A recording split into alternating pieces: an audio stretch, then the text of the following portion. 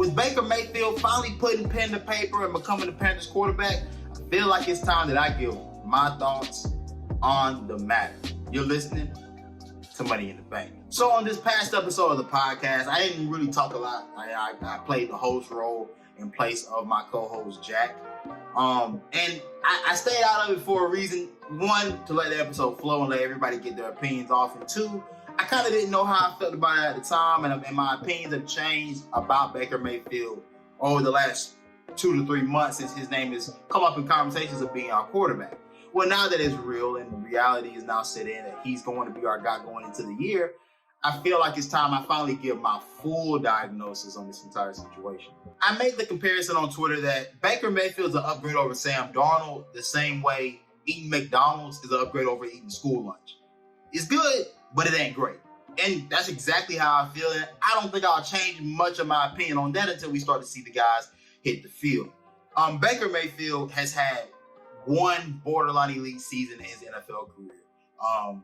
The first two, rookie year was a good rookie year. Second year, highly inconsistent. Third year, popped off, had the consistency after Odell got hurt. And the fourth year, played with injuries, so I won't judge him as harshly for that year, of course.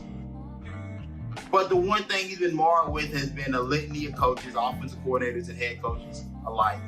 And not having that consistency can hurt a player. We've seen it hurt guys' development in the past, and he's no different from that. I think he's a guy that's more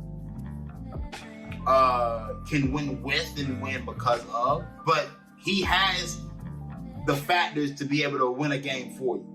You get what I'm saying? Sam Darnold was never going to be a guy you won the game because of.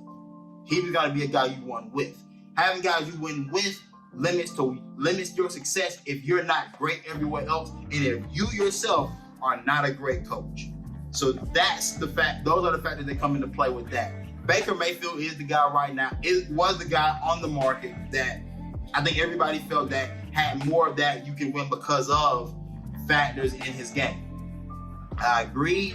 We took him, and here we are. I will say this. There isn't anything wrong with the criticism that people are giving Baker Mayfield. Nothing wrong with it at all. And there's nothing wrong with the praise either.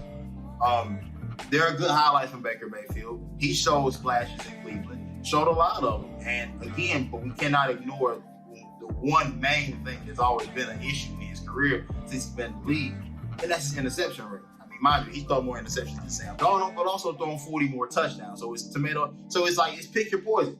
I will take the guy like Baker Mayfield that will take risks and make big plays. Now, I will say the majority of his career has looked like a guy that's going to throw double-digit interceptions, 20-plus touchdowns. That's the baseline of what he is as a quarterback right now. And again, we'll see what this team can do. I will say the things that make me feel better about Baker Mayfield coming into this year. I think Ben McAdoo is a guy that, as an OC, can get what needs to be gotten out of Baker Mayfield. Even though he wasn't the biggest fan of him coming out in the draft, that was years ago, before you saw him play NFL downs. Since he's played some NFL downs, there's no telling what he feels about Baker. Now, he may still not like him overall as a prospect, but he can say, but as a professional, he should be able to say, there's something there I can work with that if I can get my hands on it, and I believe in my abilities as a coach, I can get the best out of it. That's what he should be able to say as a guy that's been in this league for some time as an offensive coordinator. That's the biggest thing. I will say having a veteran mind leading Baker, I think will work. I saw something on Twitter saying, having Joe Brady with Baker would have been the dream matchup. I don't think so. I think the same thing that plagued Joe Brady as a play caller, they still plague him, but he does have a better signal caller that can make more plays physically more capable than the other two.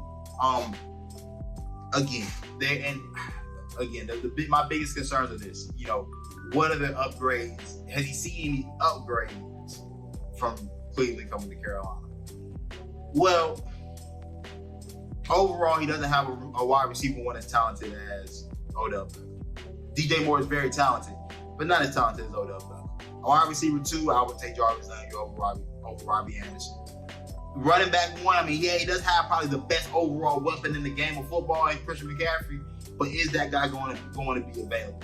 And I will say that it's gonna, again, the improvements the Panthers have made bringing in a quarterback that could possibly, that may not all the way move the needle for you, but inch you closer. It made that reality a little bit more suitable to deal with because the offensive line has seemingly got better.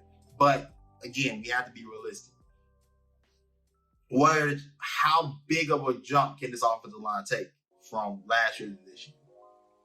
That's, I would say, about 50%, maybe 60%. Yeah, I'd say that's about 60% of what's going to play a part in how successful Baker Mayfield's stint is here in Carolina. And again, has Matt Rule learned anything? And these are still the questions. These are still the questions that we have to ask. And overall, like I said, I still feel like Baker's game is limited. He's got more game than any other quarterback on his roster. And I even had the conversation about Matt Corral. I said I think Matt Corral at his best would look like a 2020 Baker Mayfield.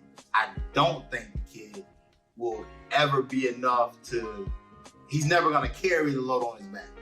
I just don't think they play that type of style. But I do think under the right set of circumstances, you can make something happen.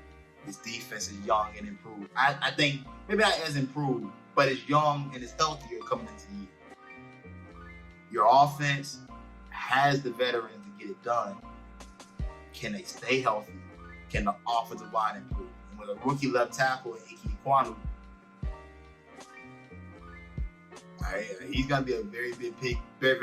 And just the guard play is going to be a big piece. But they've seemingly signed guys that we all seem to like. Overall, if you ask me how I'm feeling about this move and what I think it's going to be for us going forward, we could be a playoff team. Could be.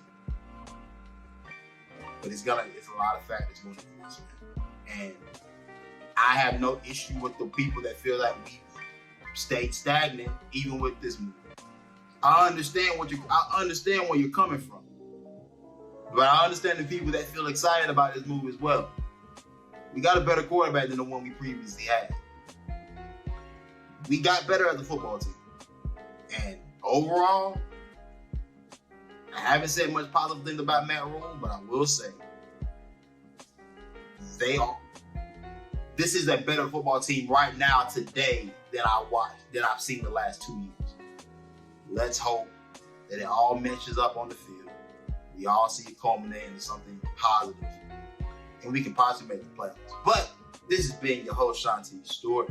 I'm your host of Money in the Bank. This is the P1N Network. Follow us on all our social media handles at P1N_network and Panthers Nation with the one, so you know what time it is, man. And I'm out.